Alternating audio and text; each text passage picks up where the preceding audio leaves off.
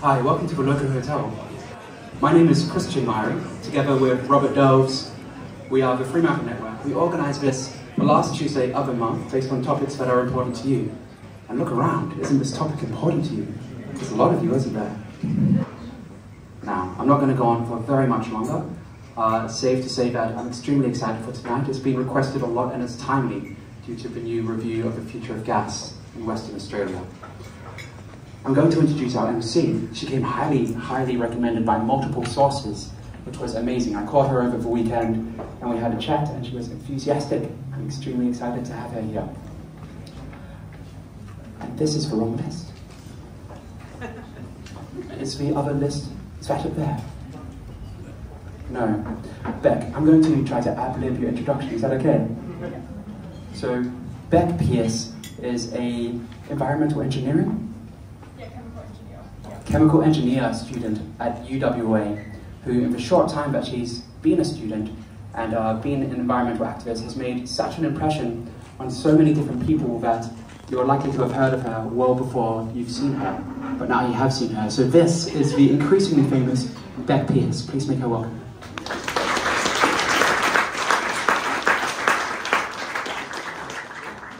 Thanks very much, Christian, and I feel like potentially your ad-lib version was better than what I wrote for you. So yeah, thanks everyone for having me. I'm really excited to be here. As was just mentioned, I'm an engineering student and I chose this area of study because I'm really interested in the key role that technology can play towards our energy transition, but I'll definitely acknowledge it's not the only one, just part of a bigger solution.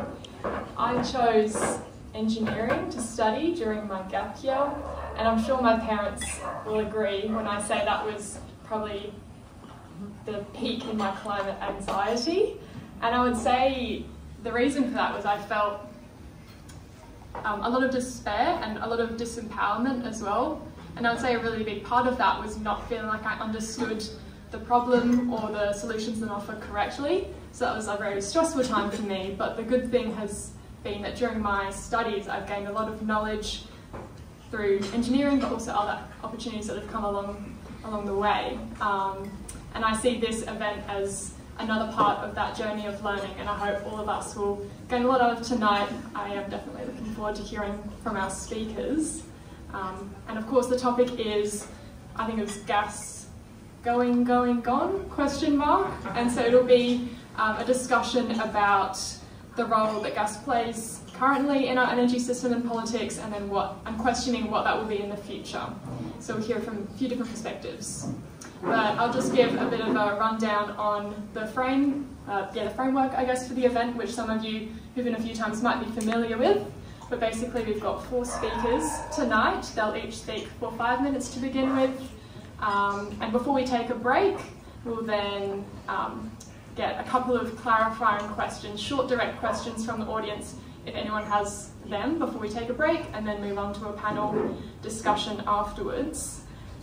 So before I introduce our first speaker, I'll also just mention that 5 minutes I will give a big clap like this with 1 minute to go, 2 claps before or at the 5 minute mark, and then we'll all start clapping together about 30 seconds after that. But yeah, so I'll get right on to introducing our first speaker, who is Fraser Maywood. He's the chair of Sustainable Energy Now. Fraser spent 40 years in the international oil and gas industry before settling in Frio 25 years ago and becoming a clean energy advocate. He's familiar with the gas industry in WA and the broader energy market, and through his position in SEN, or Sustainable Energy Now, he meets regularly with government, public servants and industry to advance the clean energy transition. He's a member of the East Frio Climate Action Reference Group and a founding member of Electrify 6158 community group. He's committed to fulfilling his obligations as a member of the local and worldwide community, and to be a good ancestor. So please join me in welcoming Fraser.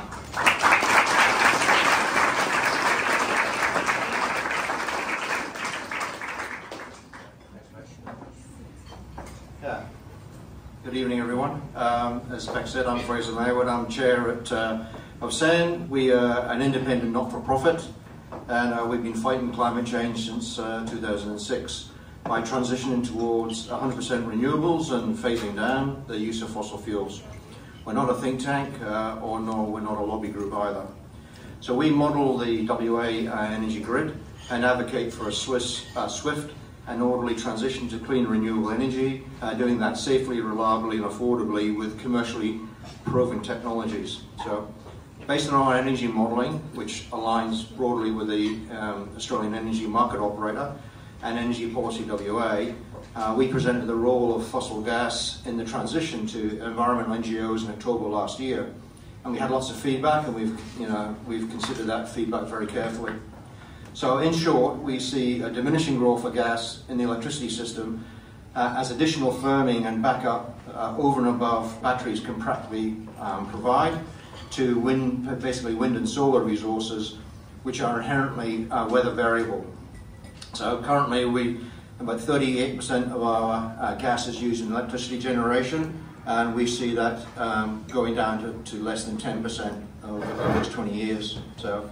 So the energy transition from burning fossil fuels to clean renewables can't happen overnight, and requires a somewhat reluctant state government to invest further in the state-owned electricity transmission network to enable the transition.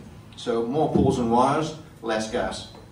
So large-scale renewable energy developers and large energy consumers would not get a free kick from this investment. Okay, that investment would be paid back through their fair share of fees and charges.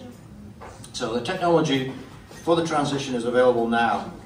New and improved technologies, especially things like batteries in all shapes and sizes, and things like demand-side management, will continue to be deployed during the transition and further reduce the amount of gas required. So the reduction of domestic gas usage in your household more broadly depends on the decarbonisation, or domestic gas more broadly depends on the decarbonisation of the industrial, commercial and residential sectors, primarily through electrification. So while electrifying your home has a relatively small impact on the state's overall gas demand, it does significantly undermine the policy image of gas as being vital by the gas industry. You know, as we know, people will kill for a hot shower. So we have been burning stuff, you know, wood, peat, coal, oil and gas for warmth, security and cooking for millennia. And now the practice is actually baked into our economic way of life and embedded in our very DNA. But now that better, cheaper, safer, fairer and healthy alternatives are available that have a lower carbon footprint, it's definitely time to get off gas and fully democratise our energy. Individuals who are on that journey, there's quite a few people in this room who are on that journey, you need to be more vocal about that. Let your friends, family, neighbours, the wider community and your local members of Parliament know why you're switching and why we all need to get off gas, and to signal the level of support there is for the energy transition. Now the feedback that we get from government is that people are apathetic about energy, so that's something that you need to let them know that you are passionate about. Heavy industry is often classified as hard to decarbonise, which is a subtext for they haven't found a way to do their operations cheaper than the current fossil fuel solution, and/or they haven't commanded enough of a green premium for their products to change. However, they are moving, and for them to get off gas requires the state government to fulfil its obligations to the electricity market to provide the transmission network that connects the willing renewable energy proponents with those large industrial customers. Okay, there are, however, significant speed bumps. So the current DOM gas supply and demand market is finally balanced, as noted in the recent inquiry chaired by Peter. Peter's around somewhere. And that balance is very finely balanced. So diverting onshore gas to backfill declining offshore gas reserves, feeding the North West Shelf LNG plants for export, upsets that balance. And it's good to see the inquiry pick that up. Approving new critical mineral processing plants as new fossil fuel consumers also upsets that balance in favour of using yet more gas. So further delays in the investment on the electrical transmission network by the state government signals to industry that a business as usual approach is acceptable, and industry will then delay their decarbonisation plans continue to burn gas and therefore cause a shortfall in the down gas market, and also fuel increasing gas emissions. Okay, 1 minute, thank you, Robert. The state government is naturally focused on staying in power, being a small target and kicking the energy can down the road to beyond the next election. That's definitely the current direction of travel. Yes, they are closing state coal and investing over $4 billion in replacement energy sources and network upgrades, but unfortunately it falls well short of what's needed.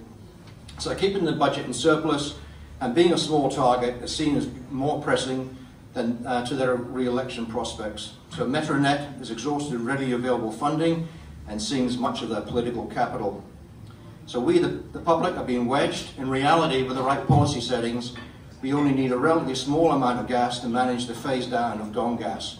But what's currently on offer is large-scale gas development for private profit and with a relatively small gas reservation and very little public benefit. So the media is awash with clever industry PR spins and half-truths repeated by the media, government, and unwittingly by some academics. So we need to be alert to that spin, which is additional to and from the deliberate misinformation, disinformation spread by the likes of the Atlas network. And that pollutes the information space and also co-ops and corrupts well-intentioned local community groups. So these half-truths include gas is cleaner than coal. You know, Japan needs our gas to support its economy so it can be a strong defence partner. America's road to decarbonisation runs through WA. WA's rising emissions is because we're taking one for the team so their emissions fall. International renewable energy companies are ripping off the WA taxpayer. And this is a classic I heard last night. The developing world needs to burn fossil fuels to lift themselves out of poverty, and so it goes on. So hopefully tonight's debate will surface some of the nuance involved in energy transition, and certainly as SEN, we're advocating to manage the gas supply as we phase down fossil fuels. This needs everyone to do their bit and their heavy share of the share of the heavy lifting. Thank you very much.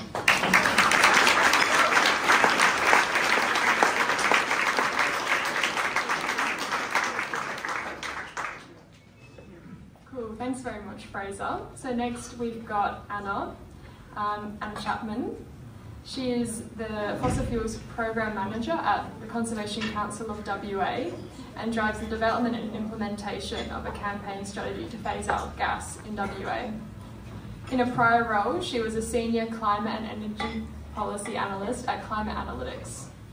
Anna contributed to international research projects including the Climate Action Tracker, a science-based international project that tracks government's climate action, and the Climate Transparency Project, the world's most comprehensive annual review of G20 countries' climate action and their transition to net zero emissions. So let's welcome Anna.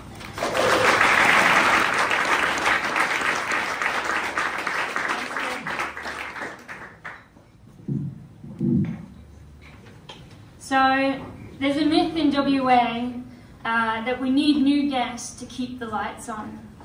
But 90% of WA's gas is exported royalty-free. So when we hear of gas industry plans to open new offshore gas fields, it's not to keep the lights on, and it's not good for WA. WA gives away its gas to multinational companies for free. So just to give some context of the scale of WA's gas export industry, if WA was a country, it would be the third largest exporter of gas, otherwise known as LNG, liquefied natural gas. And so we're just, that is absolutely huge. And then with that gas is the emissions, but that's just now, right? And so then we have these big companies with even more expansion plans. So WA is home to Australia's largest emitters. And these projects are in the northern end of Western Australia. So the biggest project plan is Woodside's Burrup Hub.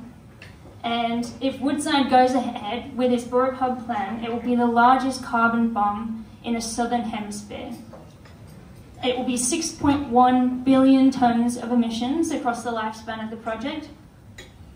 And if you want to put that in some sort of context, that's 13 times Australia's national emissions per year across the lifespan of the project. So huge in terms of scale. And today I'm going to focus on the North West Shelf Extension and Browse.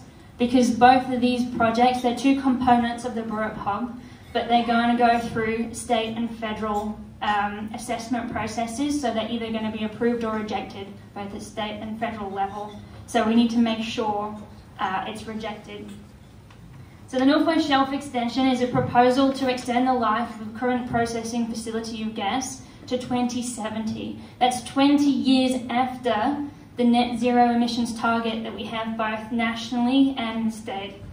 And it risks opening up the Browse gas field and also the pristine Kimberley to fracking. What is Browse? Browse is a gas field 400 kilometres off the coast of Broome. And sitting right above the Browse gas field is Scott Reef, and so there's some material about the campaign Save Scott Reef. But Woodside plans to drill 50 wells around Scott Reef, which is a pristine, beautiful reef. It has endangered green sea turtles and endangered pygmy blue whales. So the pygmy blue whales use it as a feeding ground, a foraging ground, and the turtles use it as a nesting habitat. What Scott Reef has is a sandy islet. So it's this bank of sand, the same genetic stock of turtles goes back to year after year, and it's so if it's there's one genetic stock of green sea turtles is really vital to the existence of an endangered animal. So we really need to keep that. But one of the major problems that there is, well, there's a lot of risks, but one big one is the subsidence. So that's when the coral reef system is going to sink as you extract the gas. And so if they're laying eggs on this tiny sandy islet, that is a massive risk to that nesting ground. And then you have the double whammy on top of that of rising sea levels. So major problem. And then the other one is oil spill risk. And so even with Woodside's own commissioned modelling, on a worst case spill scenario shows that the well blowout from one of the reservoirs could result in 142,000 cubic metres of unstabilised condensate being released into the ocean across 77 days. So I don't know if you can see this map, but this is based on that modelling, and you can see the extent of oil spill that is at risk. The WA Environmental Protection Authority has also noted that the endangered animals, risk of subsidence and oil spill risk makes it an unacceptable project. And so with that intent to reject Browse, we need to make sure and hold them accountable and make sure that happens. So what can we do about it? Well, communities are fighting back. So there was a record number of appeals, over 700 appeals on when the EPA recommended that the Environment Minister approves the North West Shelf project. So over 700 people appealed that decision. There's widespread protests when there was seismic blasting for Scarborough. Hundreds of protesters at the Woodside AGM. 58% of shareholders rejected at the Woodside AGM the climate plan, and that's globally unprecedented. So shareholders are really taking note. The Save Scott Reef campaign has sold out events, and I have to say thank you to Freo because it was a packed out town hall with 300 people there. So we really have such a vibrant community that really passionate and care. We've had backbencher MPs that spoke out against the future gas strategy, and the Go Beyond Gas movement, so it's a movement supported by CCWA, and it's a movement with different action teams across Perth from Joondalup down to Rockingham. We also have regional heroes, but Freo is lucky enough to be home of the largest Go Beyond Gas community. So pretty impressive. But if you want to get involved, we have Felicity from Go Beyond Gas. So go say hi to Felicity and sign up, because that's where you can strategize, get involved, mobilize when it makes a difference, and really fight back these big companies. So we really have an urgency. These decisions at state and federal level are coming up, so we need to take action to ensure that the ministers make the right decision. So, thank you.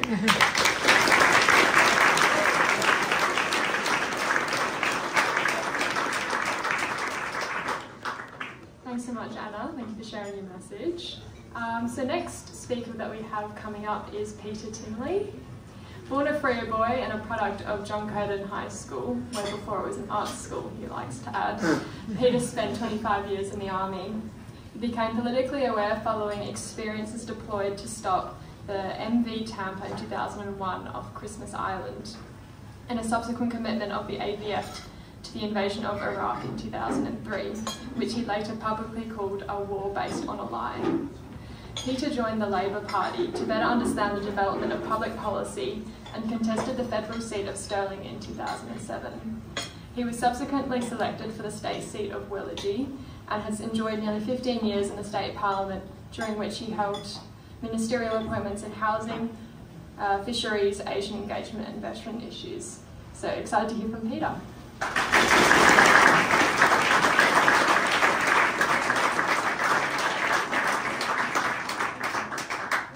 Thanks, Bec. Good evening, or hello. Great pleasure to be here. Can I first start by thanking the Fremantle Network for doing these things. I think I did one a couple of years ago on China. I've always often seen them come past in my emails and so, oh, I better get down to that because you never find the time. But also give a shout out to Brad Pettit, who's here. Very good to see you, mate. And up the back there, Jessica Shaw, member for Swan Hills, come all the way from the Swan Hills, and herself a fantastic advocate for energy transition. In fact, she's just made a life member of one of the chambers. I can't remember which was. I'll be brief because I'm sure we're going to get into it more with a question and answer. This inquiry that I chaired was something that took nearly 18 months, and it underscored the one saying that I seem to have learnt in politics over 15 years, and that the more I learn, the less I know. The more I learned about gas and its role in our economy and our community, the less I knew. And so we had to continue to extend the timeline for the inquiry because we suddenly found that we needed to have a wider voice to make sure we understood got a deeper understanding into it. One of the things that we did do was understand how we forecast the need for gas, how gas is used, and the issues and impacts it has on the community as a whole, right across the state.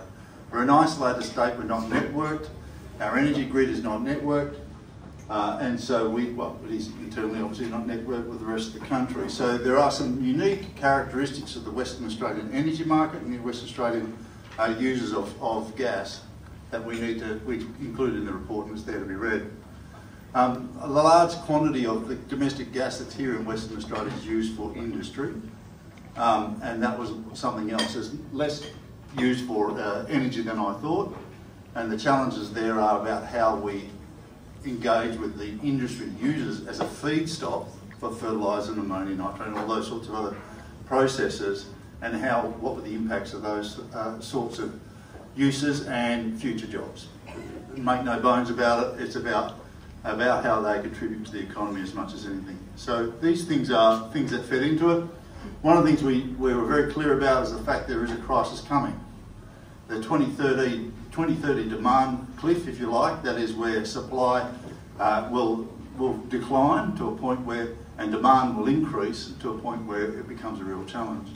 And that's not far away, as we all know. So any of the issues and remedies that we're talking about tonight and we'll talk about tonight are going to be seen through the prism of how do we get from there, from where we are now through the 2030 demand spike or demand increase and supply drop to actually make sure we do get the transition right.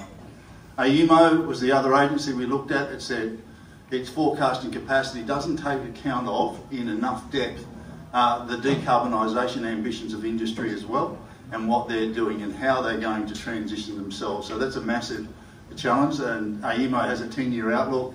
It actually needs to go out to, I believe, in a 20-year outlook. We need to have a long-term gas market so people can be very transparent about what's happening around with our gas.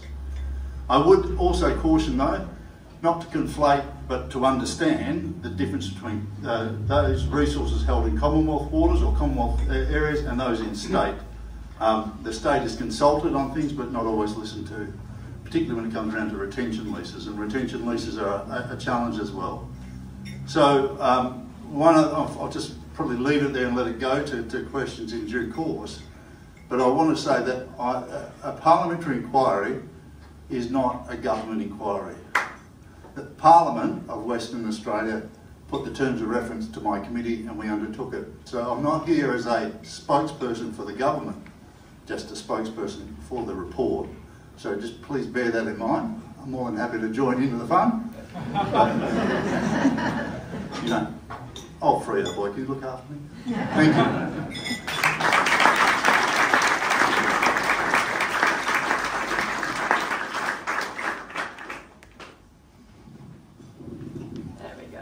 Thanks so much, Peter. So we've got one last speaker for tonight, and that's Alex Hillman. He's the lead oil and gas analyst for the Australasian Centre for Corporate Responsibility.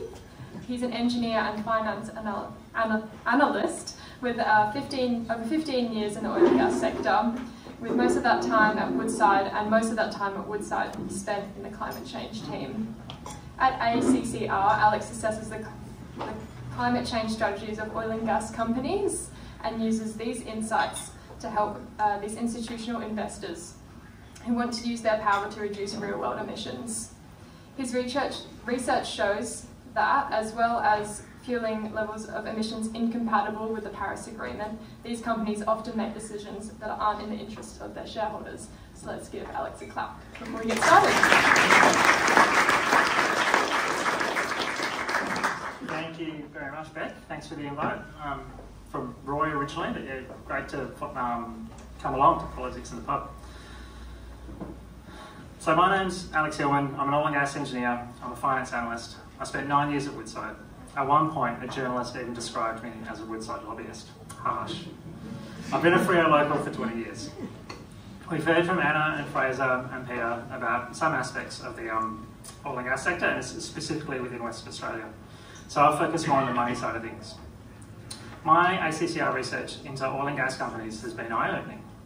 Whilst I can comfortably say I drank a lot less of the corporate Kool-Aid than most Woodsiders, when I stepped outside of the fancy glass tower of its head office and started doing my own research, I was surprised. My previous mental model, where fixing climate change creates messy economic compromises, has been thoroughly shaken.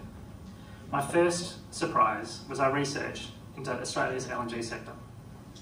For a few years, Australia was the world's largest LNG exporter, and it rose to the top because of 8 LNG projects built around the country in quick succession. Now you'd think, with clever staff, sophisticated commercial models, and a fair whack of experience building and operating these LNG facilities, these projects were sound investments. But they weren't.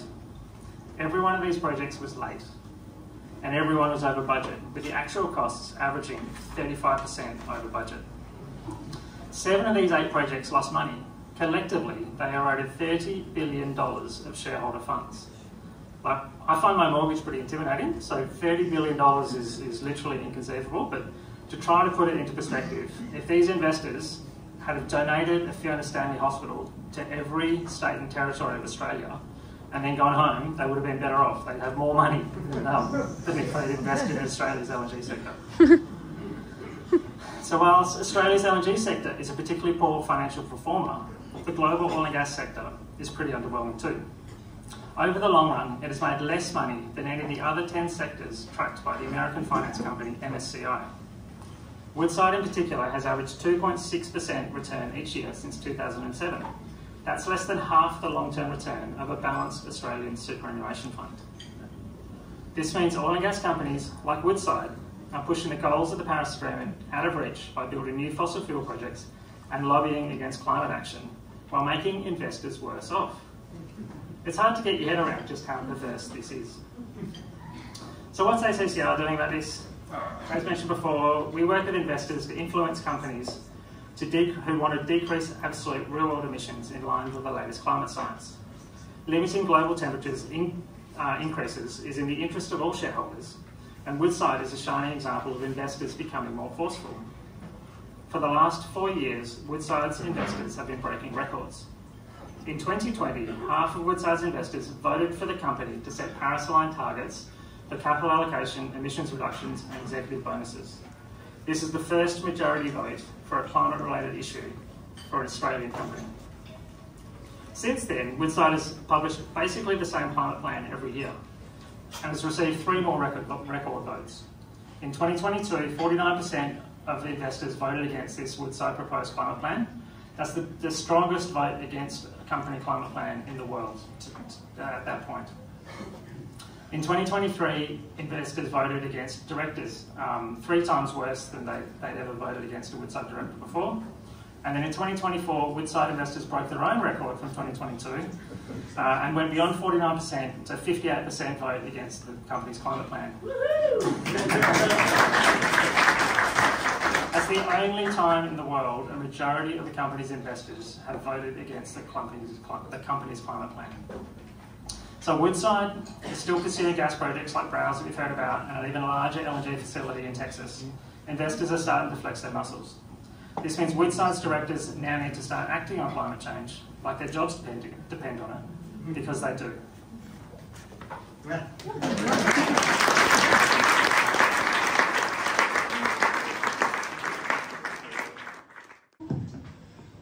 Look, a wonderful debate, very feisty and enjoyable. I'm really sorry that I'm putting a damper on it, but I do have some personal sad news to share.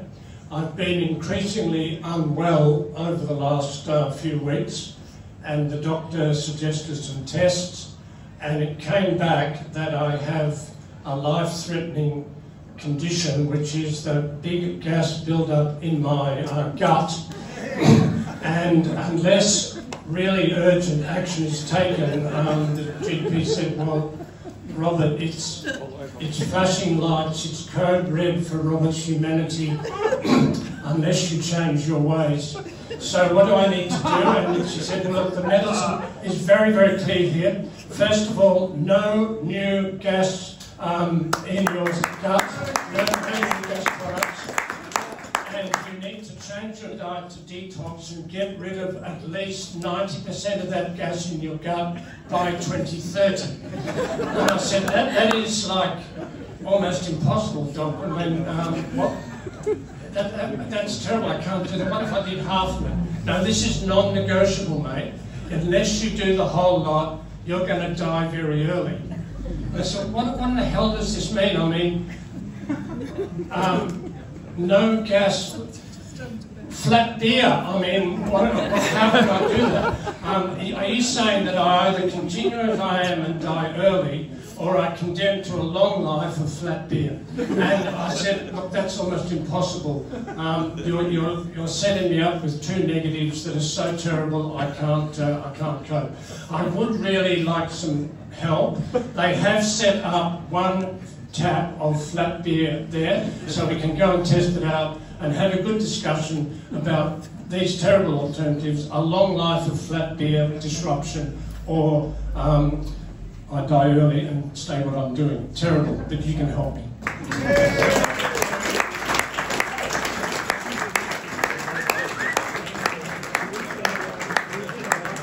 We're going to take that as a crisis and hand you back over to Bec.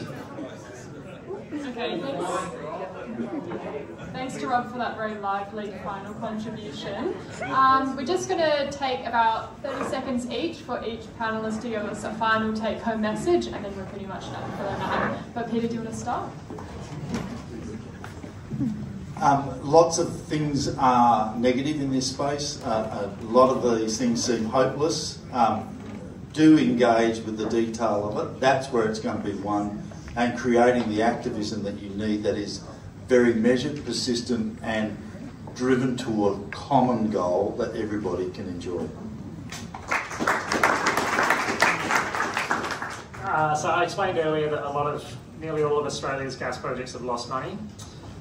Once they're built though, they're very, very cheap to run. So once you have an operating gas plant, it's extremely hard to justify shutting it down on any economic basis.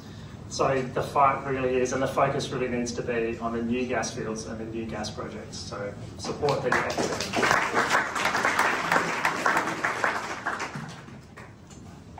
It really does take a community to make a difference. So if you're inspired by this evening, please get involved with a local community group, and that's where you can make change, whether it's contacting your MP or finding the most strategic way within your electorate, that's the way forward. Yeah, just to build on Anna's comments, I think we've all faced a lot of frustration on climate change. Getting into action certainly helps, so get in action, join a local group, electrify your home, make your voice heard.